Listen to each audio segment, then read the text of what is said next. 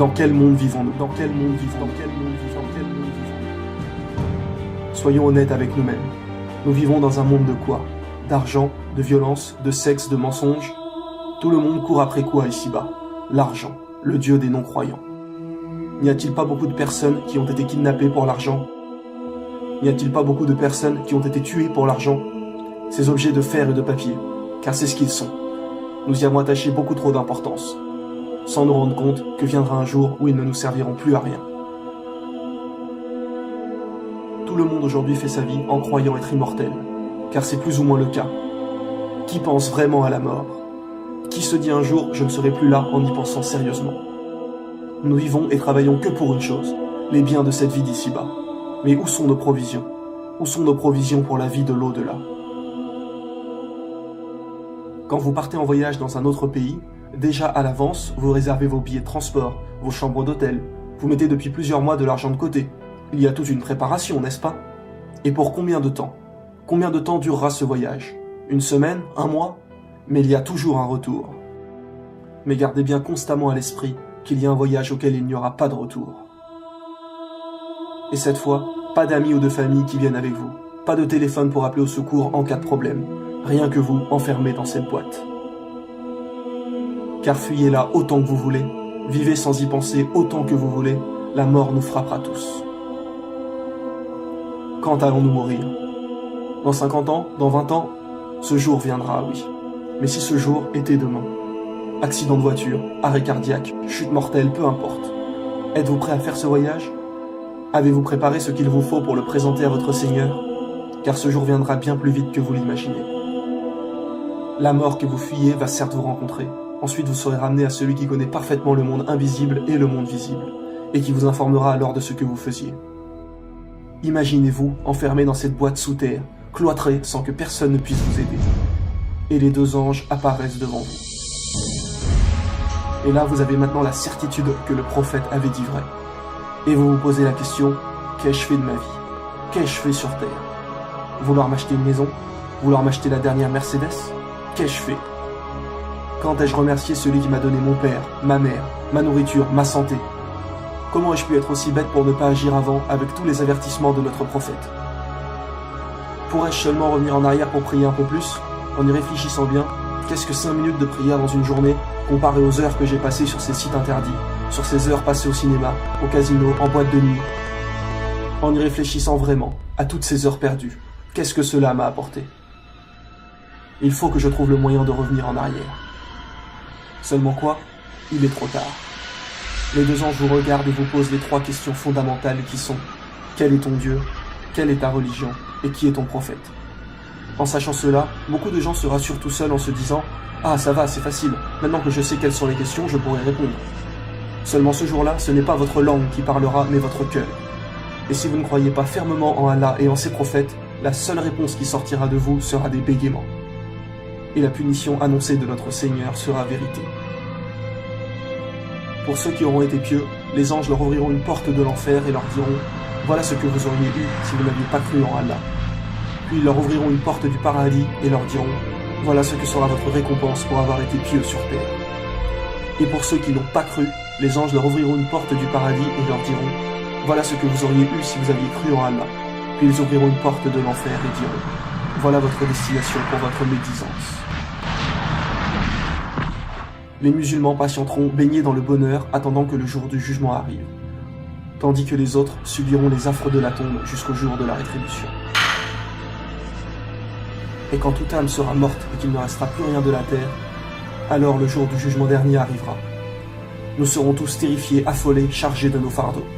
Et malheur à celui qui aura tourné le dos à la religion, car il supportera une charge bien lourde. Allah nous dit en parlant des non-croyants qui ne pensent qu'au bien d'ici-bas: ces gens-là aiment cette vie éphémère et laissent derrière eux un jour bien lourd, le jour du jugement dernier. Car inévitablement, toute âme se présentera devant Allah et répondra de ce qu'elle a œuvré. C'est pour cela que notre bien-aimé prophète l'a répété 2 fois dans son dernier sermon. Il nous a dit: souvenez-vous, un jour vous vous présenterez devant Dieu et vous répondrez de vos actes. Et ça y est, ce moment arrive. Imaginez-vous tous ces moments où nous avons pensé à Dieu, à comment cela allait être, à ces moments de doute, d'hésitation. Et ça y est, Allah est devant nous. Plus de doute, nous le voyons avec l'œil de la certitude. Et vous savez que devant toute la création, vos actes vont être révélés. Toutes les choses abominables que vous avez commises en secret seront mises à jour. Pensiez-vous vraiment que personne ne vous regardait? Certes, Allah est parfaitement connaisseur de ce que vous faites. Il sait ce que vous cachez ainsi que ce que vous divulguez. Ce jour-là, nous serons tous réunis, personne ne se reconnaîtra. Les gens s'interrogeront entre eux, et alors viendra la balance avec vos livres et la pesée de vos actions.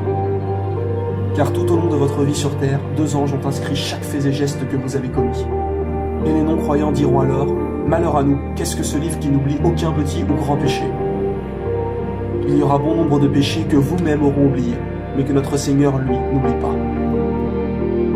Ce jour-là, nul refuge pour vous, et vous ne pourrez point nier vos péchés.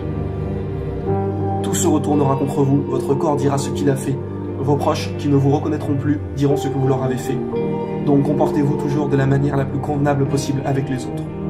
Notre bien-aimé prophète a dit, ne blessez personne afin que personne ne puisse vous blesser. Celui qui aura fait le poids d'un atome de mal le verra, et celui qui aura fait le poids d'un atome de bien le verra également. Et celui dont les bonnes actions pèseront lourd dans la balance, nulle crainte à son sujet. Et celui dont les bonnes actions seront légères, alors malheur à lui, car l'enfer sera sa récompense. Une fois la pesée faite, viendra le passage qui vous mènera à l'enfer ou au paradis, selon ce que vous avez œuvré sur terre. Ce passage se nomme le Sirat.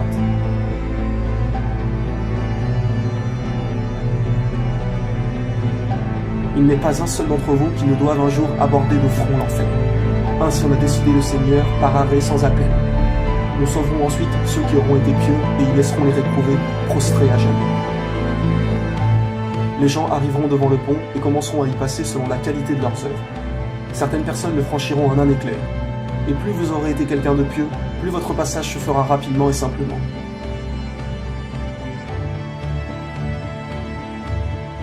Mais inversement, si vous n'avez pas cru, plus vos mauvaises actions seront nombreuses, plus il vous sera difficile de traverser. Le bon se trouve dans l'obscurité la plus totale. Les croyants auront une lumière qui les éclaireront selon leurs œuvres. Donc le pieux musulman n'a aucune crainte à se faire. Sa lumière sera grande et lui éclairera bien le passage.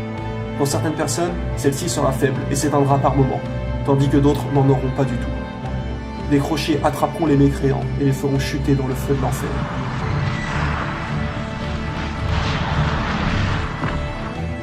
Beaucoup de gens n'ont pas voulu croire, ont crié au mensonge, ont été orgueilleux.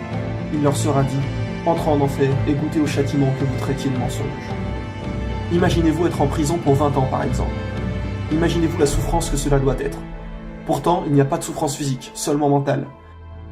Mais en enfer, la souffrance est physique et mentale. Ses habitants ne cesseront jamais de brûler. Son feu est 70 fois plus chaud que celui que nous connaissons ici-bas. Imaginez seulement quelques secondes votre main dans le feu. Alors tout le corps sans cesse. Et quand quelqu'un est en prison, il lui reste toujours quelque chose, c'est l'espoir. Quelqu'un qui reste 20 ans en prison, il se dira toujours « un jour je finirai par sortir ». Il y a toujours un but qui vous fait avancer, une lueur au bout du tunnel. Mais en enfer, ce n'est pas pour 20 ans, ni pour 100 ans, mais pour l'éternité. Imaginez un peu ne jamais en sortir. Quand nous subissons quelque chose, nous savons qu'il y a une fin. Alors nous avons toujours espoir, et cette pensée qui nous dit qu'un jour cela se finira. Mais en enfer, il n'y a pas de bout du tunnel, il n'y a pas d'issue. Allah nous dit que nos peaux seront plus épaisses pour bien brûler, et qu'une fois brûlées, ils nous donneront une nouvelle peau pour souffrir de nouveau. Cela est intéressant car nous avons découvert récemment que les terminaisons nerveuses sont dans la peau. C'est-à-dire que si vous vous brûlez la peau, vous allez avoir mal, mais une fois brûlée, si vous remettez cette partie au feu, vous n'aurez plus mal, car la peau est déjà consumée. Et que nous est-il dit ? Certes, ceux qui ne croient pas en nos révélations, nous les ferons entrer dans le feu.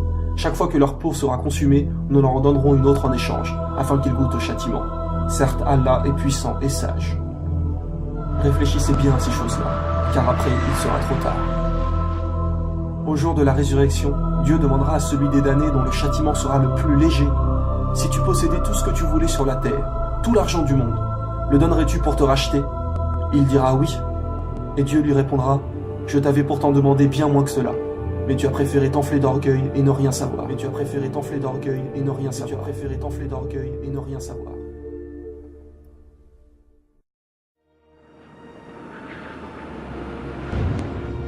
Quant aux croyants, une fois le pont du Sirat franchi, ils se retrouveront avec les prophètes et le dernier Mohammed devant les portes du paradis. Le prophète Mohammed arrivera devant ces portes, et l'ange qui se trouve derrière demandera « Qui est-ce » Et le prophète répondra « C'est moi, Mohammed ». Et l'ange répliquera « J'ai ordre de n'ouvrir qu'à toi, car notre bien-aimé prophète sera le premier à franchir les portes du paradis. » Suivront ensuite tous les autres prophètes. Et sachez bien que certaines portes du paradis sont destinées à ceux qui excellent dans certaines œuvres. Par exemple, il existe les portes du jeûne. Oui, seuls ceux qui ont jeûné pourront y rentrer et savourer les délices qui s'y trouvent. Ce jour-là, on appellera les jeûneurs, et ceux-ci y rentreront. Ensuite, les portes se fermeront, et plus personne ne pourra jamais les franchir. Sachez qu'aux portes du paradis se trouvent 2 sources d'eau. Chaque personne en boira avant d'entrer. La première source vous fera devenir grand et beau, et vous demeurerez tous à l'âge éternel de 33 ans. La deuxième source vous retirera de vous tout mauvais sentiment. La jalousie sortira, l'orgueil, la fierté, le mensonge, la violence, etc.